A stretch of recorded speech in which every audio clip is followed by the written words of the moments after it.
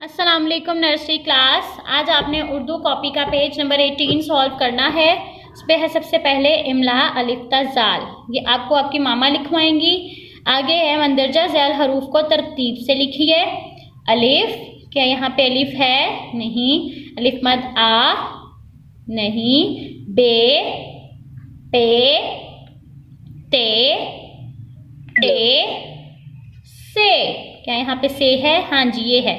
इसको काटना है और यहाँ राइट कर देना है से, बहुत प्यारी राइटिंग में।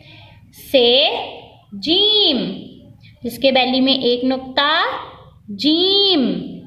जीम के बाद चे, जिसके बैली में 3 नुक्ते, चे। चे के बाद हे, जिसका कोई नुक्ता नहीं है, ना बैली में ना ऊपर, हे के बाद खे, जिसके ऊपर एक नुक्ता, खे।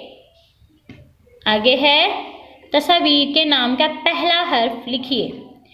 टमाटर, टे, टमाटर। जाल या जाला, जीम, जाल, जीम, जाला। चिड़िया, चे, चिड़िया, चे, चिड़िया। हलवा, हे, हलवा, हे, हलवा।